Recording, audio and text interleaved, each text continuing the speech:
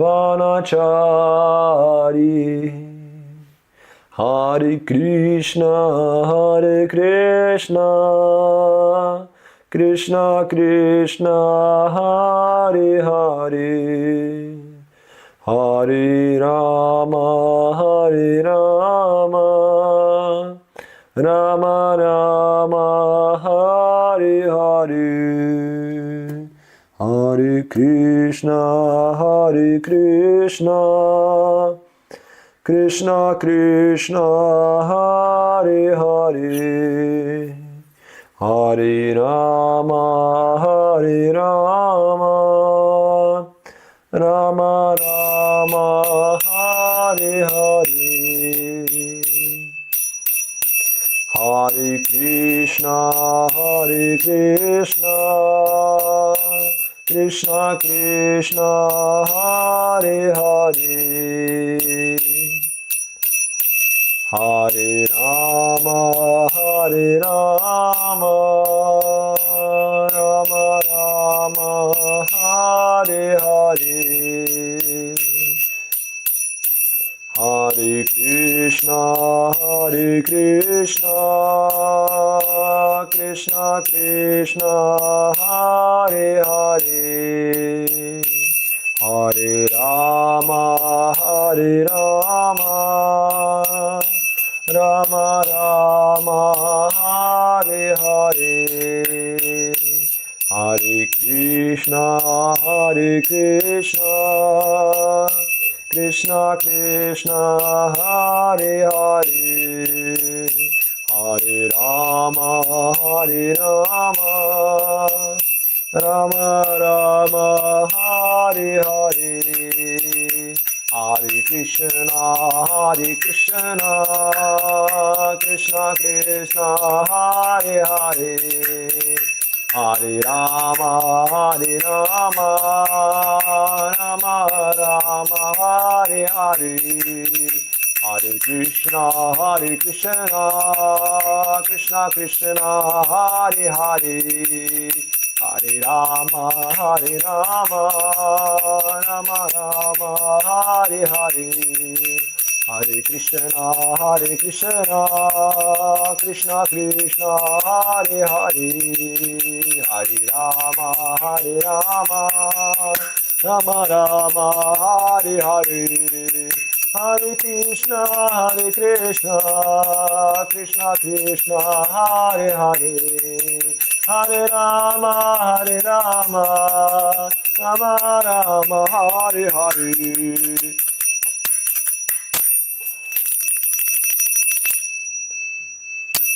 Jai Om Vishnupad Paramahamsa Parivraja Kacharya Sutta Shishimad His Divine Grace. Hey, see Bhaktivedanta Swami Prabhupada Ki Jai. Jai Om Vishnupad Paramahamsa Parivraja Kacharya Sutta Shishimad His Divine Grace.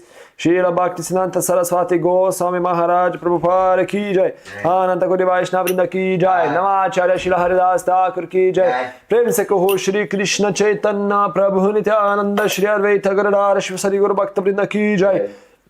Shri Shri Radha Krishna Gopa Gopinath Shyama Kunda Radha Kunda Giri Govardhana Ki Jai. Shri Vrindavan Dhama Ki Jai. Mathura Dhama Ki Jai. Navadip Dhama Ki Jai. Jagannath Puri Dhama Ki Jai. Ganga Mai Ki Jai. Yamuna Mai Ki Jai. Tulasi Devi Ki Jai. Bhakti Devi Ki Jai. Harinama Sankirtana Ki Jai. Grantaraj Shima Bhagavatam Ki Jai. Samaveta Bhakta Vrinda Ki Jai. Nithai Gaura Premanande Hare Hare Hare Bol. All glories to the Samarivodis. Hare Krishna. All glories to the Samarivodis. Hare Krishna. All glories to the Samarivodis. Hare Krishna.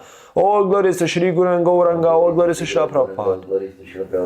Om Vishnu Krishna Vrishna Bhakti Mata Bhakti Swami Nitanamana Namaste Saraswati Devi Gravana Viracharya Dedri Vishish Nevari Pasha Dishtarani.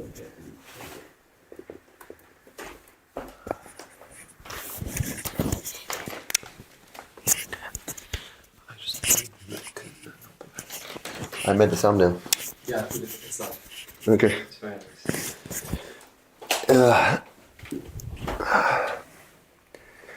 Hare Krishna, dear friends.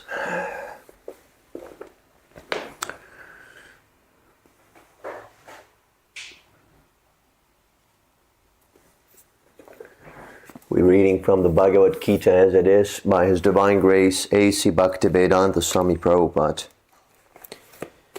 chapter 8, text 3.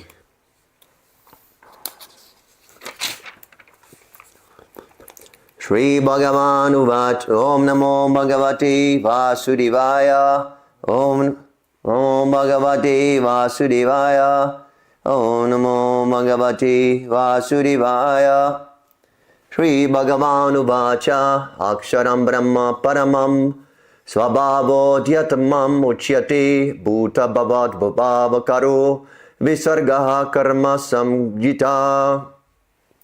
Shri Bhagavan Uvacha, the Supreme Personality of Godhead said, Aksharam, indestructible. Brahma, Brahman, Paramam, transcendental. Svabhavaha, eternal nature. Adhyatmam, the self. Uchyate is called.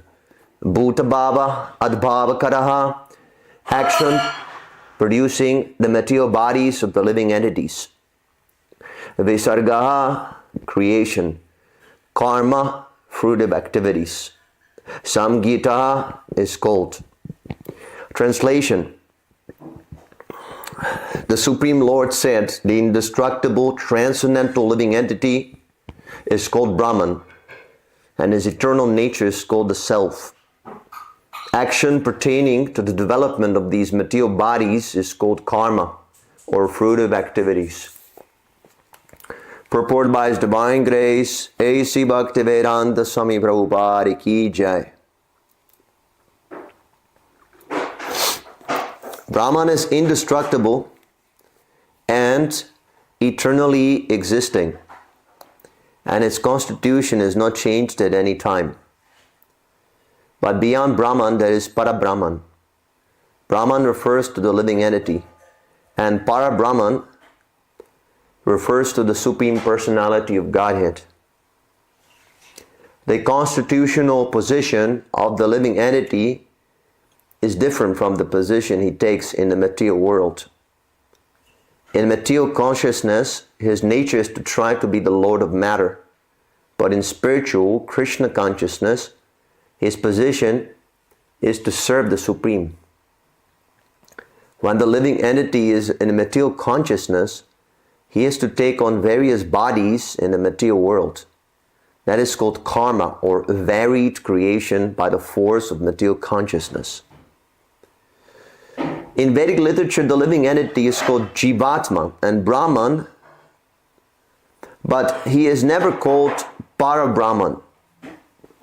The living entity Jivatma takes different positions. Sometimes he merges into the dark material nature and identifies himself with matter, and sometimes he identifies himself with the superior spiritual nature. Therefore, he is called the Supreme Lord's marginal energy. According to his identification with material or spiritual nature, he receives a material or spiritual body. In material nature, he may take a body from any of the 8,400,000 species of life. But in spiritual nature, he has only one body. In material nature, he is sometimes manifested as a man, demigod, an animal, a beast, bird, etc. according to his karma. To attain material heavenly planets and enjoy their facilities, he sometimes performs sacrifices, yagya. But when his merit is exhausted, he returns to earth again in the form of a man.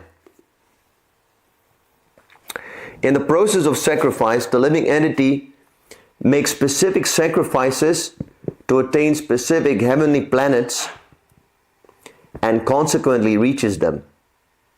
When the merit of sacrifice is exhausted, then the living entity descends to earth in a form of rain, then takes on the form of grains, and the grains are eaten by men and transformed into semen, which impregnates a woman, and thus the living entity once again attains the human form to perform sacrifice, and so repeat the same cycle. In this way, the living entity perpetually comes and goes on the material path.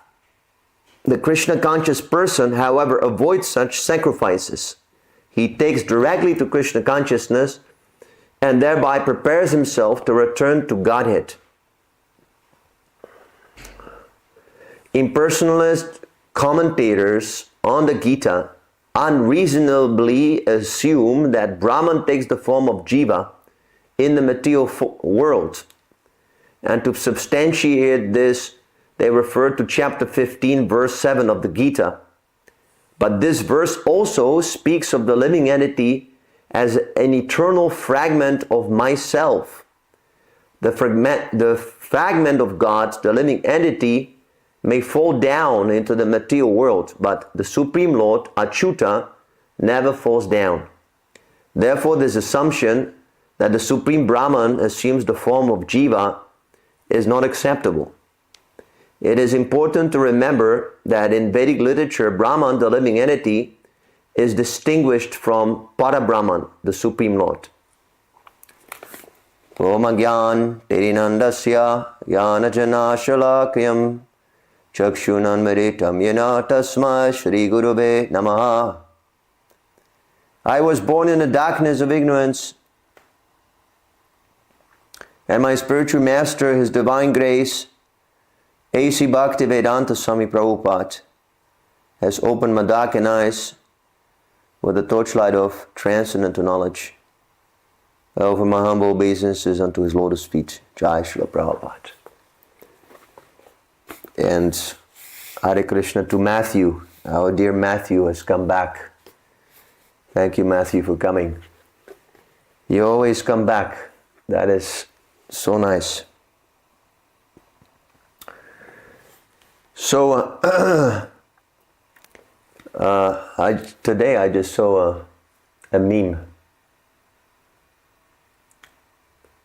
There was a face of a man, and he was crying, and there was another face, another picture, and he was laughing through the tears. And the title said, the first man is when your girlfriend finds someone that is better than you. He's crying. And the second one, when he's crying but then he starts smiling, is that when you realize that the man she found and you are the same Brahman. So, it is not exactly like that. It is not exactly like that. The Brahman is the all-pervasive feature of Krishna, the all-pervasive spirit. It's actually the effulgence emanating from Krishna's transcendental body. And indeed, everything can be found in this Brahman. But to say that everything is one without differentiation is as Srila Prabhupada writes many times, poor fun of knowledge. It's poor fun of knowledge. And it is still ignorance.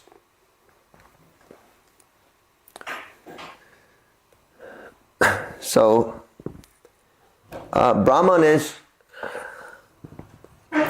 distinguished on the transcendental platform as Jivatma and Paramatma. And that distinction is not material but spiritual. In the material world, all the divisions are made due to relativity. Just like my father, he had children. I was one of these children. So my existence, or the existence of my body, is relative to the existence of my father. So the divisions here in the material world are all relative. Just like I can take a piece of paper and tore it apart into millions and millions of tiny little pieces. And then these little pieces, you can say, they have began their existence by the destruction of the original paper. That is going on continuously in this material world. Creation, destruction, creation, destruction. This is not nice for our eternal consciousness, this type of atmosphere, conditioning, creation, destruction. Creation might be nice, but even the creation is suffering. Before this internet and cell phone were invented, I don't know who did it, Steve Jobs or whoever, some kind of a guy. He had to undergo so much austerity to create something, some machine, something new, something revolutionary. There is always a problem in the material world, because the material world is mechanical, whereas the spirit soul is spontaneous. The spirit soul consciousness is spontaneously moving the mechanical material arrangement. Of course, he is not Hare Krishna, Hari Prabhu, Hari Bol, Hari Bol. Of course, he is not the supreme controller. He is just like a puppet. We are a puppet. But to understand the principle of the Supreme, of Krishna, these topics are discussed so we understand how Krishna works, or what is his nature and what is transcendental nature. Bhakta Charlie, Haribol, Hare Krishna. So,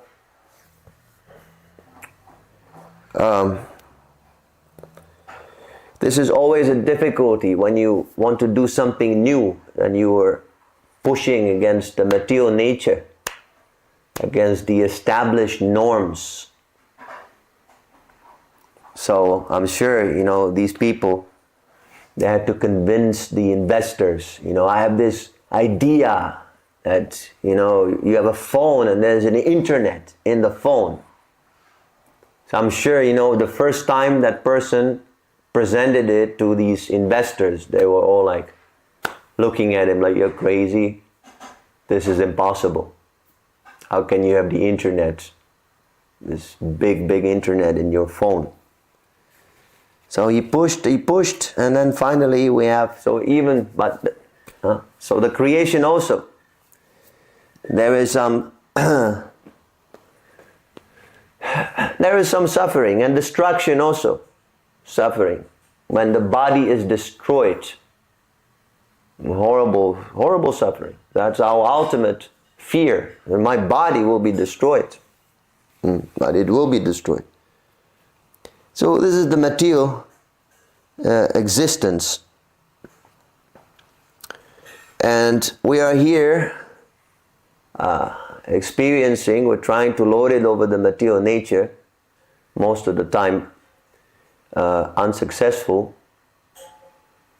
So we are also Brahman, but we are minute Brahman, or Jivatma. And Krishna is the supreme Brahman, Paramatma. So there is a distinction. The supreme Brahman never comes under the subjugation of material energy.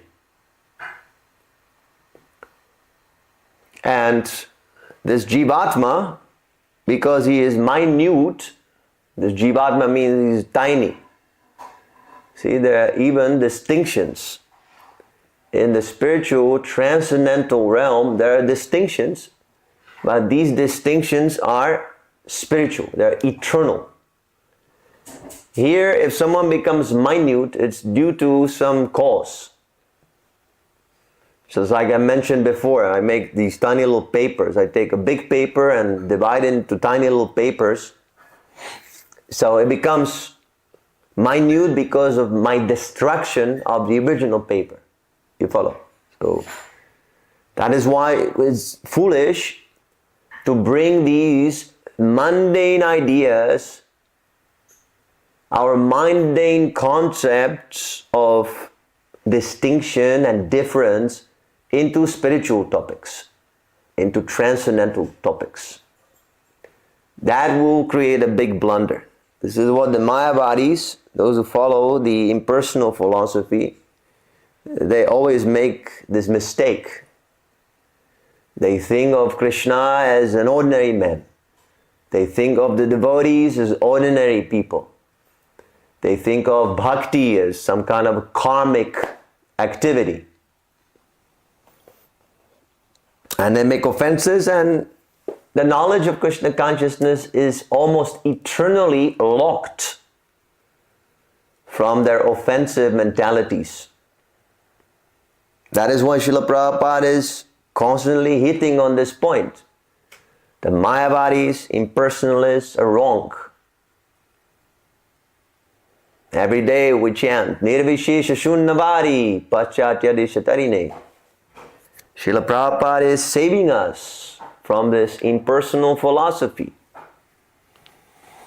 And it is very, very widespread. This impersonal philosophy is so widely spread and so subtle. You wouldn't even tell how subtle this impersonal philosophy is. So, Lord Chaitanya has introduced the, as they say, antidote to this impersonalistic poison. And what is that antidote? Achinta Veda Veda Tattva. This is the topmost philosophy of God, of unity, of individuality, and how they relate to one another. Achinta means inconceivable, abheda bheda tattva. The inconceivable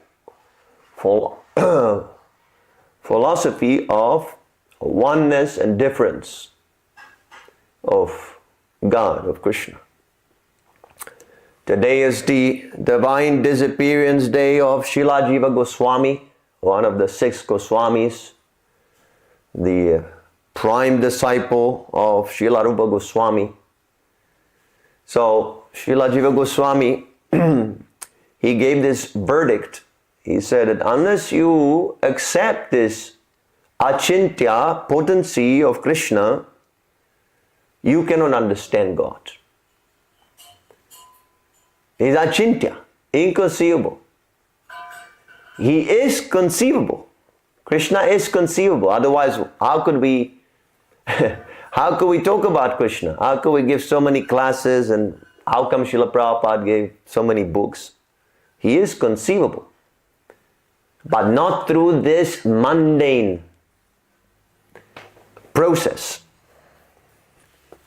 There are 2 processes how to acquire knowledge. There is the ascending process, research. We try to research everything with our material senses, subject everything to our so-called direct perception. I say so-called because that is also not direct. Direct perception means that you should be perceiving with your soul.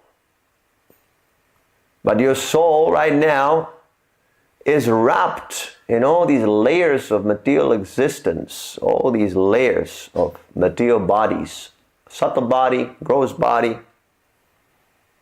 Modes of material nature are influencing you, mental ideas, speculation, senses, imperfect, illusion, mistakes. So even that is not direct perception. You say, I want to see directly. Okay, remove all those layers, and you can see Krishna. Directly perceived. Krishna says, I am directly perceived. In the 9th chapter, Pratyaksha. So that is one process, ascending, and there is the descending process. That is what we're following. We follow the parampara system. We have heard from Srila Prabhupada. We have accepted by faith. Yes, he is a bona fide spiritual master. He knows the nature of God. Let us hear. Let us invest our time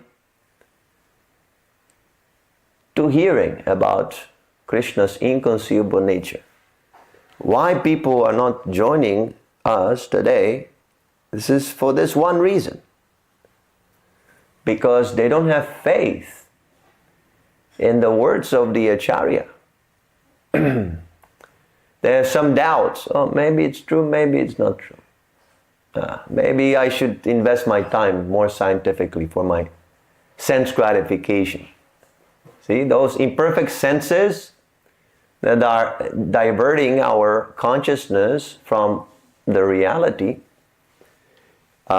we are serving them. Instead of serving Krishna, we're serving our senses. So, this is the only difference between a human and an animal, Prabhupada says. That the human can hear, animal cannot hear. So if we do not have the patience or the desire to hear, then we're just like animals. It is a rather strong conclusion Prabhupada makes, but it is true.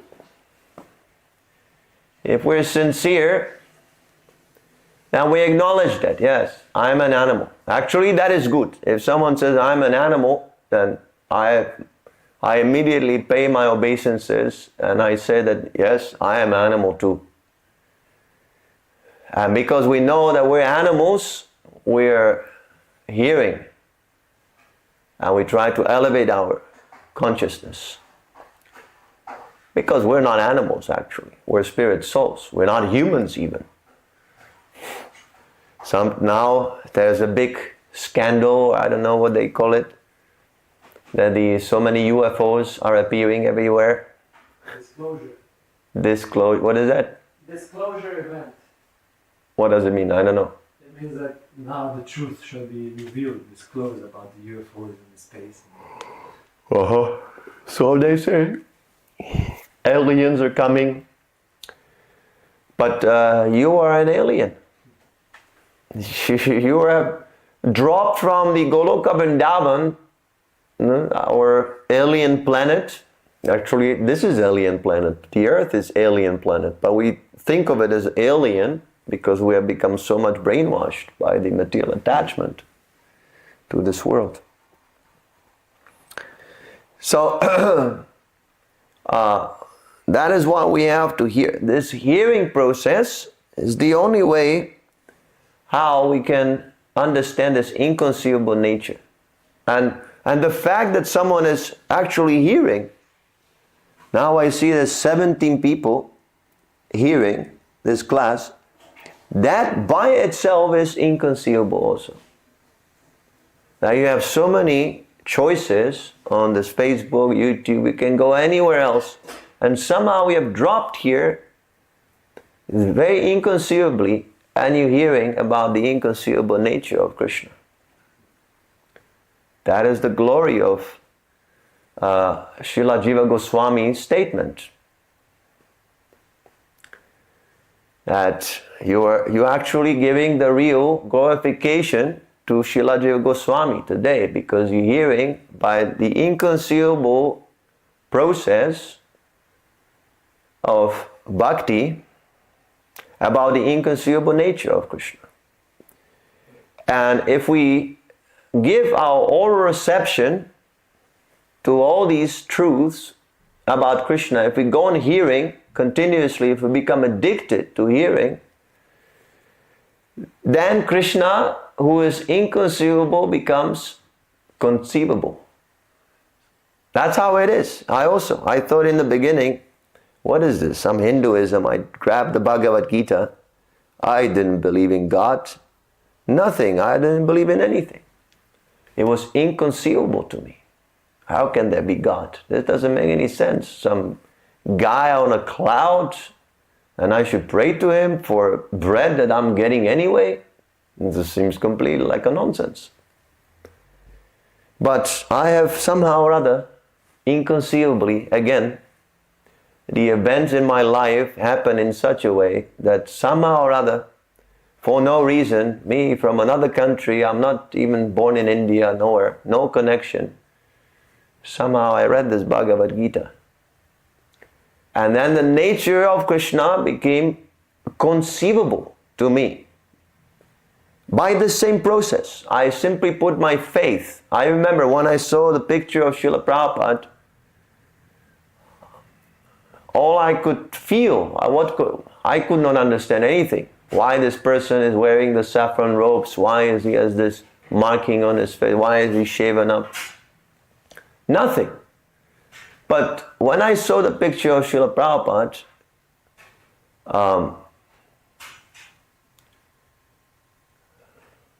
I felt that this person knows something that I should inquire about. So I paid my respect mentally to this great, one of the greatest spiritual masters that we have ever seen in this world. And I opened the Bhagavad Gita and I read with this humble attitude. A humble attitude doesn't mean you have to make a big show. A humble attitude means, let me open my mind to something that is beyond my conceivable power. Let me hear about the inconceivable. That's all. Let me be willing for a little while to hear. It is very simple. It's not such a big thing, to submit to the spiritual master, to accept the spiritual master. Of course, there are levels, but this is the beginning. The beginning is the most important. How you begin your relationship. So, somehow or other I had a little respect. I thought, wow, this is a very nice looking saintly person, and he seems so kind in face and so clean and so elegant, and it's very attractive. I saw him that he was different, and I started reading his book, and then the nature of Krishna became conceivable. And then Srila Prabhupada, he explains this very important point, that we are not Brahman in oneness. We're Brahman in difference. In other words, we're Brahman both in oneness and difference simultaneously.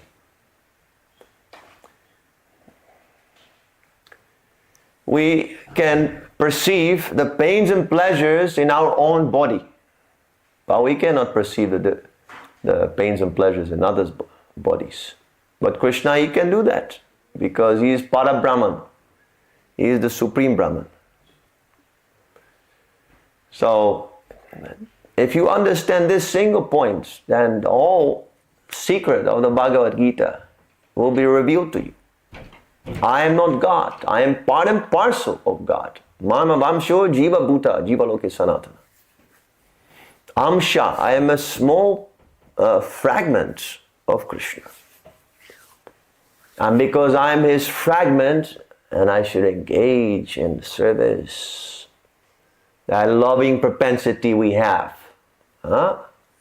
Everybody knows what it is. Love, looking someone. I want to love someone. But wherever I put that love, it is misplaced. I don't feel good. I give all the love and nothing comes back. So you take that, you direct it towards Krishna. Finished. That's it. That's all you have to do. So that is Brahman. Brahman is distinguished on a spiritual platform. We exist, Krishna exists eternally. That is why it is a spiritual difference. Material difference, that can be created at a certain point in time. Like I explained before, I can take the paper, tear it apart into millions of parts. But in the spiritual sense, the Supreme Brahman and the minute Brahman are eternally so. And that is confirmed in the Upanishads, very famous shloka. Prabhupada always recites this shloka. Nityo nityanam chetanas chetananam ekabhunam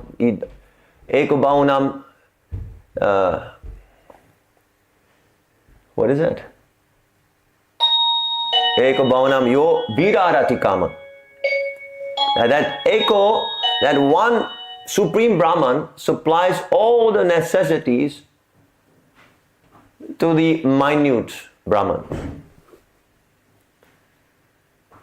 Nityo Nityanam, they're both eternal. Nitya means eternal. So they're eternal, both of them. But at the same time, they're different. Okay, so then there's karma, action pertaining to development of these material bodies. What a definition of karma. Huh? Please remember this. What is karma? If someone asks you, what is karma? Action pertaining to the development of these material bodies. We're working in this world, creating and destroying and acting and killing and so many things. So then the reactions, naturally action, reaction, just the laws of physics. And we create so many things and one life is not enough to get all the reactions. So we have to take birth again. And what kind of body we will get? Well, that will be decided by all these reactions to our activities. Srila Prabhupada says that the law of nature is very stringent. It's very stringent. So we must be careful. Devotees, they solve this problem of karma very nicely. Because they always engage in activities that are somehow or other connected to Krishna's satisfaction. That we need to know what will satisfy Krishna. Remember, you're not Krishna, you're not the Para-Brahman. So you cannot argue that what pleases me, that pleases Krishna. No, that is immediately Mayavad. See, then you become a Mayavadi if you argue like that. If you want to please Krishna, then you have to please Krishna according to how Krishna wants. And that is why we have to come here to the Bhagavad Gita class and hear and get the real meaning, the real understanding, how to engage practically in Krishna's service. If I speculate and I make up my own service, it is not bhakti. It is another karma. And that will give me reactions. So I have to be careful with that. Okay, so always chant Hare Krishna. That is the service we can all do immediately. Chant Hare Krishna, whatever you are, with whomever you are, chant Hare Krishna. And now we'll have the questions and answers section. So you can ask a question and I will try to respond. And we're on YouTube, Twitch.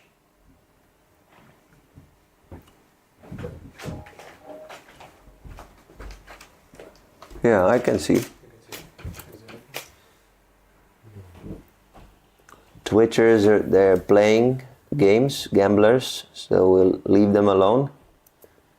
And the YouTube, someone says Hari Bol. Okay. Oh, Harley. Harley was on YouTube. Harley, yes. Okay, very nice. What, three viewers now? Yes, at the moment. 4. 4 viewers. Okay, YouTube viewers, Facebook viewers, Twitch viewers. Write your question now. Don't be shy. Of course, the question should pertain to the topics that we discussed. So if you just came now and you want to ask an irrelevant question, then I will ignore it. I'm sorry.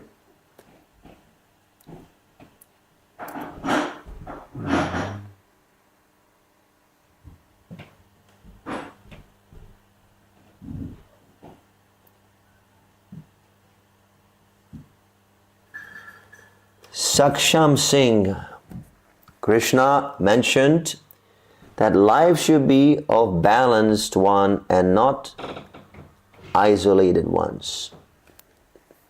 Your question is? I don't see any question.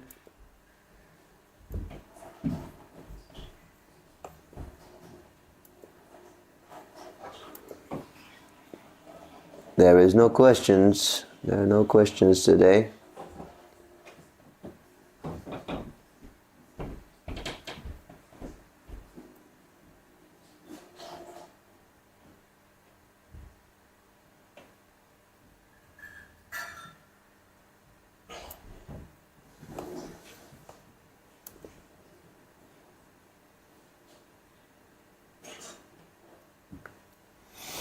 Maybe the questions come later. Yeah, they come a little later because it's delayed. All right, Harley, take care. Hare Krishna. Wonderful. Keep on chanting. That is the way.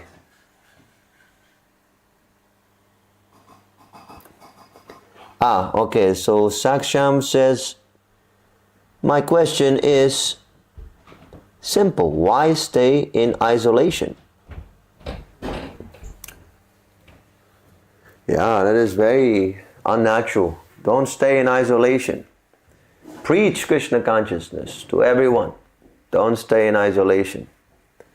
Just like our devotees. Every day they go out, they distribute books in the streets, they talk to people. Have you heard of Krishna? This isolation, that is sometimes necessary, yes, to protect ourselves from bad association. But devotees, they're protected by Krishna. Preacher is so high. I can read you what Krishna says in the 18th chapter.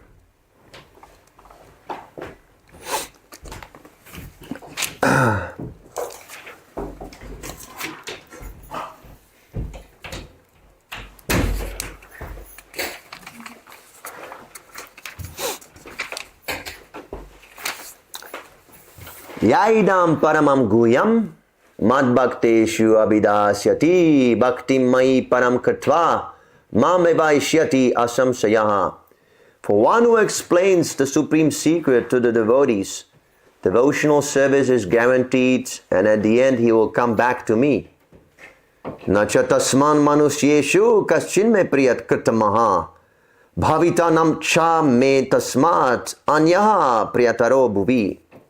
There is no servant in this world more dear to me than he, nor will there ever be one more dear.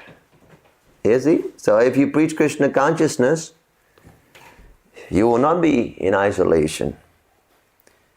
And at the same time, you will please Krishna very much. But if you're not strong enough, if you have no knowledge, if you have not accepted a bona fide guru, then you better stay in isolation. Don't speak nonsense.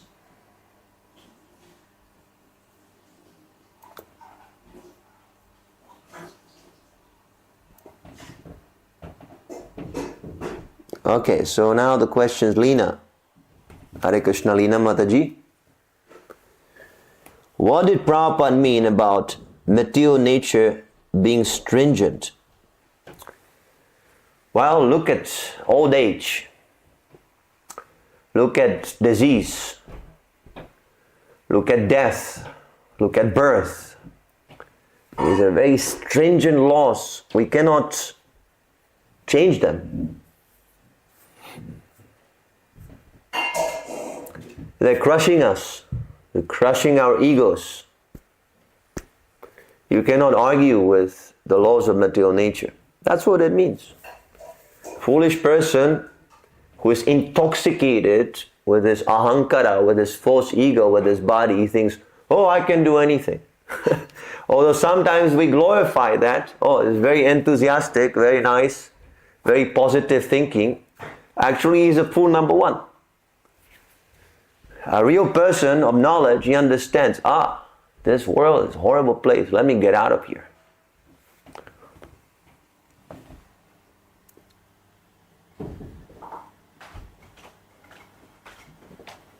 Lauren, I appreciate what you were saying earlier in the class about how Krishna's Brahman aspect is his effulgence. When you said that, it gave me a glimpse of just how great he is. Okay, wonderful, yes. Just like the sun and the sunshine. The sunshine is giving so much heat, right? Sometimes when it's very hot, we become so much disturbed, and that is just a little bit of effulgence from the sun planet. So you can imagine how hot sun planet must be. So by logical analysis, we can also a little bit understand of Krishna's inconceivable nature. Ram Lakshman Prabhu, how to think more of Krishna? See, this is very good question. How to think more of Krishna?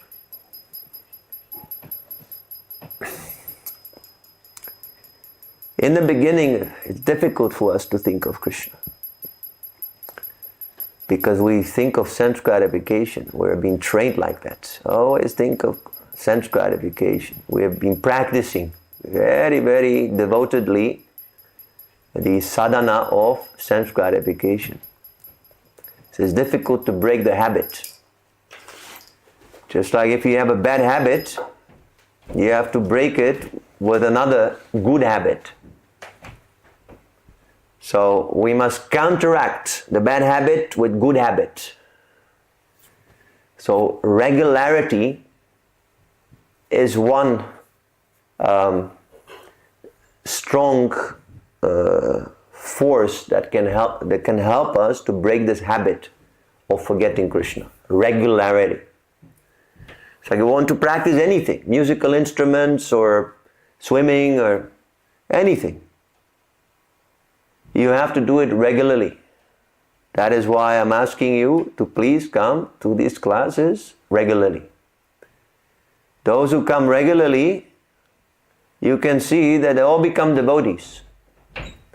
And they chant 16 rounds and they are here with us, living fully Krishna conscious life, because they come to every single class. And then they automatically join because they see, well, this material life makes no sense. This is not because of me. This is because we're following the process that Srila Prabhupada gave us. This is the process. This is the knowledge. I'm not the source of this knowledge. I'm simply a moderator here. The real guru is Srila Prabhupada. So, you must be regular in everything you do in Krishna consciousness. Regularity. Regularity. Keep it regular. Might not be so intense in the beginning, but keep it regular. If you cannot do 16 rounds, then do 1 round. If you cannot do 1 round, do half a round. If you cannot do half, then 1 beat, you do 1 beat. But do it regularly. And that will give you a little strength.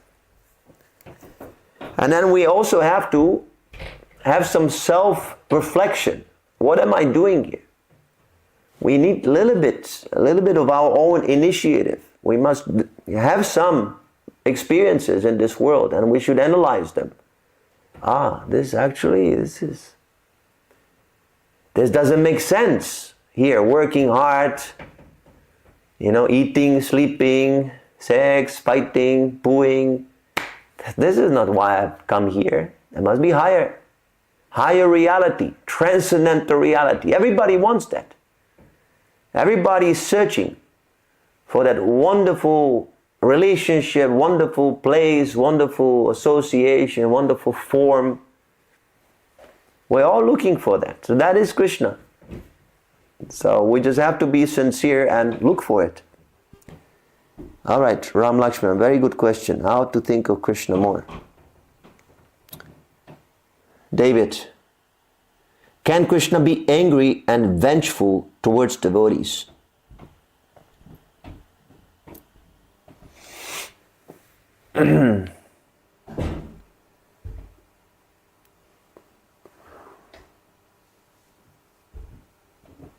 Well, depends on what you mean, angry.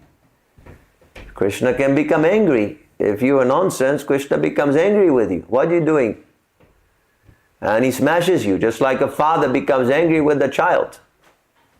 The child wants to put his fingers into the socket, so the father takes and gives him a slap. So now foolish person will say, why are you beating him? Why are you angry? Oh, what is this? The father should love. But he just saved him his life. He saved his life because he was putting his fingers in the electrical socket. So even if Krishna becomes angry at you, that is transcendental. And real devotees, pure devotees, they see it. They see everything like that. They see, oh, now I'm in misery. That is very good. Because I'm a rascal. I deserve to suffer way much more. But Krishna has reduced my karma to very, very minuscule portion. So yes, I can tolerate this little suffering. What is the harm? That's how a pure devotee thinks, you know. A neophyte devotee thinks, oh, I've been chanting and still I'm suffering. What is this? Krishna. Like that. This is not very mature. Not very mature devotee. Risky position. He can give up Krishna consciousness any moment like this. If you came to make deals with Krishna, if you want to play cards with Krishna, want to fight with Krishna, Krishna can kick on your face. And kick on, you know, what it actually means when Krishna kicks. What is Krishna's greatest kick? Anybody wants to take a guess? To make you forget him. Make you forget him. That is the greatest punishment. Let my family die, let me die, let my legs be chopped off, let my money be stolen, everything. Let it all happen. If I can somehow remember Krishna, then I am very happy. But if I can have all the happiness in the world and I forget Krishna, what is the use of that? Temporary. Okay? Why are you asking this question? Vengeful. You hate Krishna? You hate God?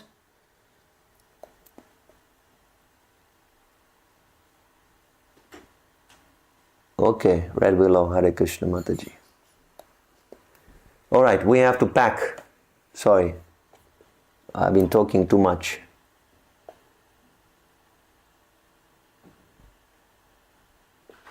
Okay.